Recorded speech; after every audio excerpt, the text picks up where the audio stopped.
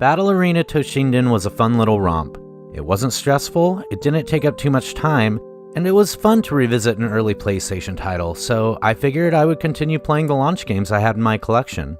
I took Kiliak the DNA Imperative from the shelf, and after playing for a little while, I realized I had made a big mistake.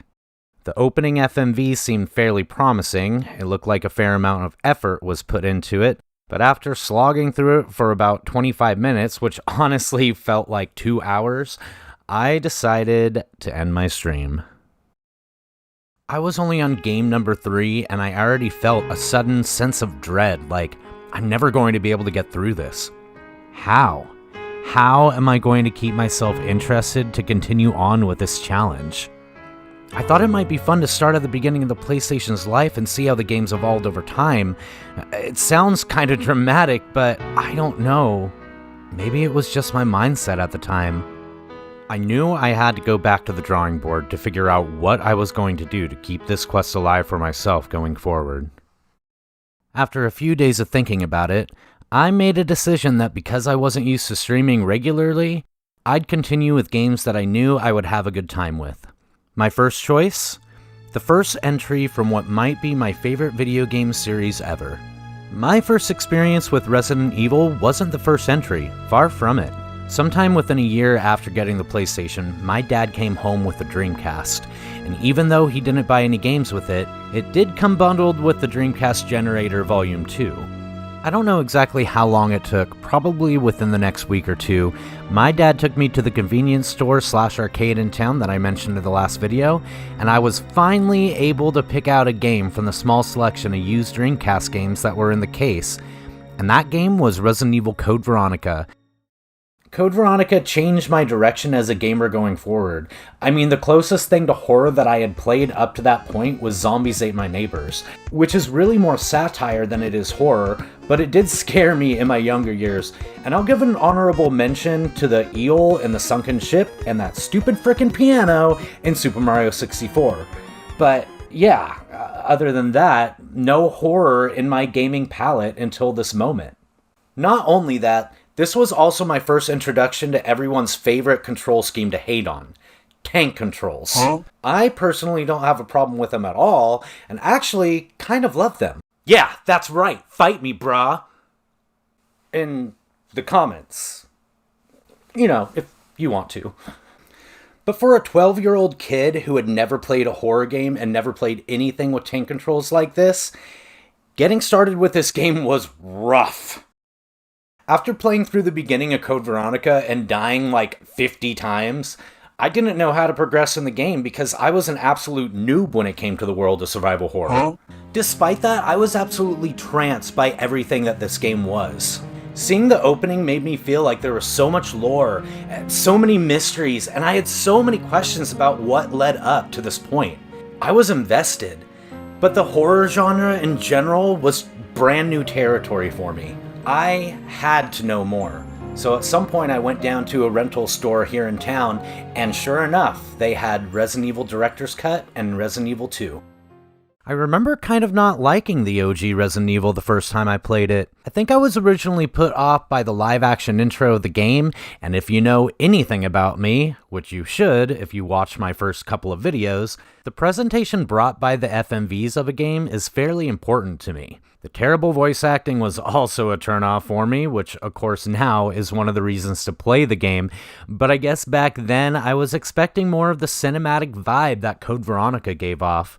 Regardless, I played through the opening, got confused at where to go in the main hall to progress the story until I finally realized you could run behind the staircase or go up the stairs, and just like the same thing that happened with Code Veronica, because I had no idea what I was doing, I really didn't get too far. I played the piano to reveal the hidden door to get the shield, but I didn't know how to get the door open again. In subsequent tries, I was able to get through the L-shaped hallway and survive the mini heart attack from one of the most iconic jump scares in horror game history, and then I was saved from becoming a Jill sandwich. At one point, I think I also died by crows, which is pretty embarrassing. Younger me also struggled with the controls, managing inventory, and just the spookiness of it all. And sometimes older me doesn't fare too much better. Oh, hi.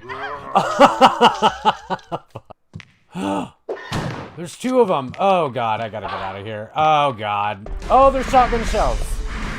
Oh, my God. Oh, that's bad.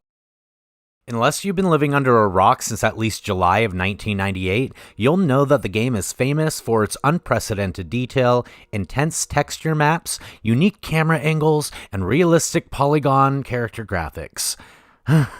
Oh, wait, I'm just reading the buzzwords on the back of the box.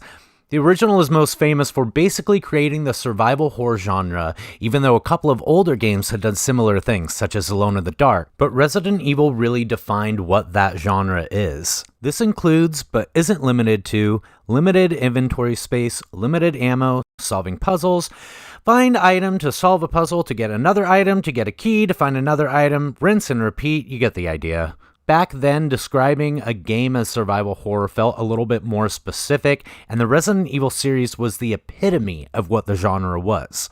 Nowadays, it kind of feels like the term is used a little bit more loosey-goosey. When the game loads up, we're greeted with a short yet effective FMV. After hitting New Game, we're given a choice between two characters, Jill Valentine and Chris Redfield. This is kind of like a difficulty select, even though the game doesn't explicitly say it. Jill being easier considering her larger inventory space, starting out with a lockpick, finding the powerful bazooka super early on, and getting a decent amount of help from Barry through various means. Chris does have more health and can take more hits, but has a smaller inventory space and also has to carry around extra keys in order to unlock specific doors and drawers. He also unfortunately does not get the bazooka, and depending on your choices and what happens, you might also take control of Rebecca in two different segments. With both characters, you're still going to explore the same areas, encounter the same enemies, and solve the same puzzles. For the most part. Both characters have a different supporting character, as I just mentioned, and because of that, there are different story beats throughout the adventure that differ between the two, and to get the full experience, we will be playing as both characters. And just like in my Final Fantasy VII video, I'm not going to do a play-by-play of everything that happens in the story or in my playthrough. I want to give you guys some highlights of my run and a little bit of what I feel about the game, while also still leaving the door open for if you want to experience the entire thing yourself. The opening starts with some exposition of what's been happening recently in Raccoon City. There have been reports of supposed cannibalism, and a team has been sent into the forest to investigate a possible hideout for the perpetrators. Contact was lost, and a second team is now being sent in to find out what is happening. Shortly after finding some human remains, the team is attacked by a group of vicious rabid dogs, and while fighting for their lives, the helicopter pilot abandons them. The four remaining members are able to make an escape to a giant mansion, and we have now entered the world of survival horror. We also get a very 90s introduction to the cast. Despite my long history with the series, I am no expert. Not necessarily. I wouldn't call myself a pro. I've never done any no damage runs, I've never done anything like knife only, pretty much just pure casual playthroughs with the series. And you can tell by my face, even though I've played through these games countless times, that I have so much love for this franchise. Could I tell you every single piece of lore and trivia about any of the games? Nope. But I can tell you that I'm a proud owner of these cute rubber duckies cosplaying as Chris, Claire, and Jill. The first part of my playthrough with Jill went about as expected for the majority of the run. Barry saved me after getting the shotgun. We're given a weapon that's really powerful, especially against living things. Almost died by Yawn, got to the guardhouse, and was saved by Barry again. What the hell is this place anyway? But yeah, generally no incidents in the first half of the game. Now going back to the mansion, things did get a little scary, and it started to show just how rusty I am. I was able to take Yawn out on the first go, and this leads up to probably my favorite line from the entire game. I'm sorry, Jill. I didn't know that was going to happen. Sorry. In one of my earlier streams back in 2020, I played through Resident Evil for the first time in, gosh, like years. I didn't know that was going to happen. I didn't know that was going to happen. Are you okay? Maybe you're getting... The line took me by surprise so much so that since then, it's become a bit of a meme in my Twitch community. After that, we run through the basement and don't disturb the juicy zombies, collect the items needed to go back out into the courtyard, and before I even get there, I put myself in a pretty stupid situation, taking quite a bit of damage. Oh. Oh. Oh, how embarrassing. Oh. Oh.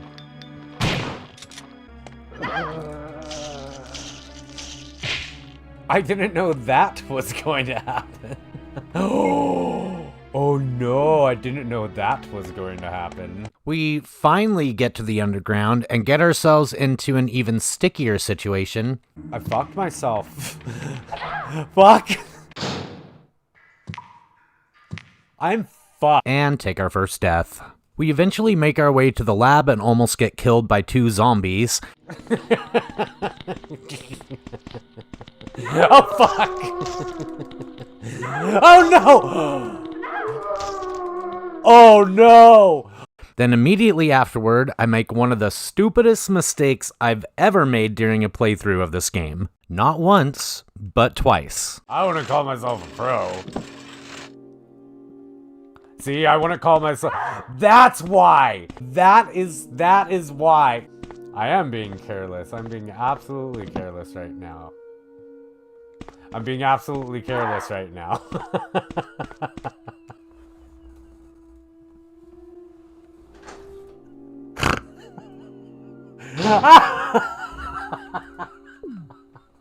I told you. I told you I wasn't a seasoned pro. Then I follow it up by turning on the power to run the elevator, go to the elevator, but it doesn't work, so I go back into the generator room, can't figure out why the stinking elevator won't work, then realize there's a switch next to the elevator I have to press. Son of a... Oh yeah, and also, I forgot one of the key items so I could save Chris, so I had to go back to the undergrounds to get it. So at this point, I'm already looking like a complete idiot, but to top it off, I then die to one of, if not, the easiest boss battles in the entire series. Oh shit, I forgot. I forgot that I don't have any healing or anything like that. After that embarrassment, my next go at him goes fine. We get to the helipad, things get a little messy, but we blow up Tyrant and escape the mansion. Going into Chris's scenario, gosh, I honestly can't even remember the last time I beat it as him. It could have possibly been sometime in the 2000s, so I literally don't remember how to go about traversing the mansion. I roamed around for a bit and then made my way to the infirmary to meet Rebecca. Whoa! What is it? Whoa! And get the sword key. Outside in the hallway, I get nommed on by the same zombie that got me in my playthrough with Jill. And while we're on that topic, I am just being completely reckless playing as Chris. I get bit numerous times in the first part of the game, but luckily he's a tank when it comes to health, so I don't get too worried about it. I have a pretty good laugh as my chat throws out some quotes from my Jill playthrough.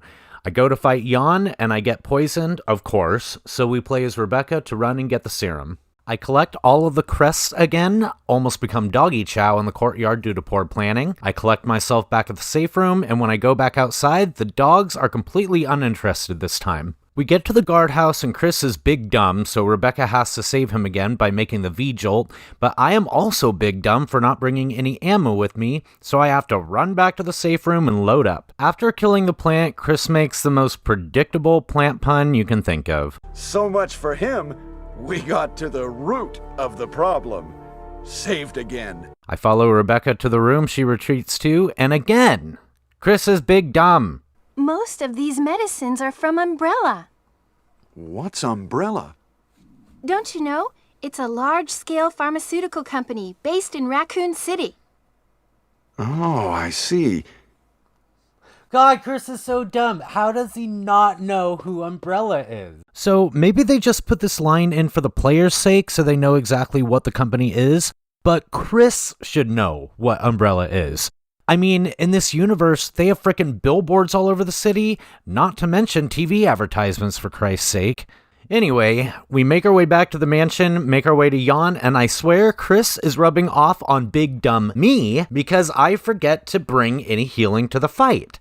After narrowly escaping another death, I head through the basement, leave the juicy zombies to their meal after being requested to do so again, and before going up to the 3rd floor, I keep thinking about why a cutscene with Rebecca didn't activate. So I go into the room where she normally might be threatened by a hunter, only to take my first death in my playthrough with Chris. You see, earlier, when I met Rebecca for the first time, the choice I made determined whether or not that cutscene would actually play out. So I completely forgot about this fact and basically took the death for no reason. That certainly set me back a bit. So I go and fight Jan again and collect the items needed to progress to the underground. I get to where I need to go to get the next key item, and I am not kidding when I say I plead and beg while trying to pick it up. Oh, just let me pick it up, please. Please. Please. Oh no. Before saying screw it and running out of the room on danger. I scramble to get to a first aid spray that's in another room, come back to fight again for my life to get the crank, only to get shanked because I stupidly took the flamethrower earlier that locks a door I needed to get through, making that Death by Hunter Part 2. 3rd time's the charm, I guess. I successfully retrieved the crank and survived this actually, no, I didn't.